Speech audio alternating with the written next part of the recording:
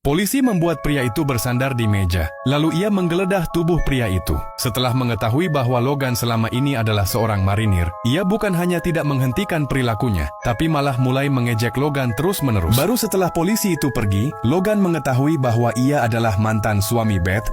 Ketika Logan kembali ke kamarnya dan melihat sebuah piano, ia mulai memainkannya, dan adegan ini diperhatikan oleh anak Beth, Jack. Pada saat itu, Jack menjadi sedikit lebih penasaran dengan pria di depannya. Pada malam hari, meskipun ibunya keberatan, Jack mengajak Logan tinggal untuk makan malam. Setelah itu mereka bahkan melakukan permainan catur, dan yang kalah akan bertanggung jawab mencuci piring. Meskipun Logan kalah dalam permainan, Jack menghiburnya dengan melakukan trik sulap. Mereka berdua bersenang-senang. Beth akhirnya melepaskan kewaspadaannya terhadap Logan. Sebelum pergi, Logan ingin memberitahu Beth tentang foto itu, tapi kata-kata itu tak mau keluar dari mulutnya, karena bagi Beth foto ini pasti akan mengingatkannya pada kerabatnya yang telah tiada. Suatu hari Beth dan neneknya pergi mengunjungi kuburan, tapi sesampainya di rumah ia sangat diam. Ketika melihat dinding yang ditutupi rumput liar, ia mendadak gila dan bergegas maju untuk merobeknya. Ia juga menghancurkan pot-pot bunga di dinding hingga berkeping-keping. Melihat ini, Logan dengan cepat melangkah maju dan memeluk Beth. Baru setelah emosi Beth stabil, barulah ia menjelaskan alasannya. Ternyata adik kandung Beth juga seorang marinir. Setahun yang lalu saudaranya kehilangan nyawanya. Namun sampai saat ini penyebab kematiannya belum bisa dipastikan. Apalagi seseorang memberitahu Beth bahwa saudaranya telah dibunuh secara tak sengaja oleh pasukan sekutu.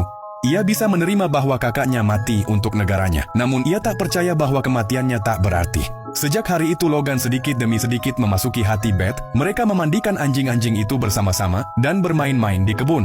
Tampaknya semuanya berkembang ke arah yang baik, hingga suatu hari, sang mantan suami menjemput anaknya untuk bermain baseball. Tanpa diduga ketika mereka kembali, Jack terluka saat bermain. Beth menyalahkan mantan suaminya karena tidak menjaga anak mereka dengan baik, namun bukannya menunjukkan permintaan maaf. Sisi lain dengan kuat meraih lengan Beth dan menyuruhnya memperhatikan nada bicaranya. Kemunculan Logan membuat sang mantan suami sangat kesal. Ia menunjuk Logan dengan galak dan memperingatkannya untuk tidak ikut campur urusan orang lain. Setelah mantan suami pergi, Logan bertanya, mengapa ia hanya ikut-ikutan kacau di sini. Namun Beth mengatakan bahwa jika ia pergi dari sini, ia malah akan kehilangan anaknya. Jika ia melawan keinginannya, ia kemungkinan akan kehilangan hak asuh anaknya. Setelah mengatakan ini, Logan berbalik dan pergi. Beth tiba-tiba merasa agak bersalah.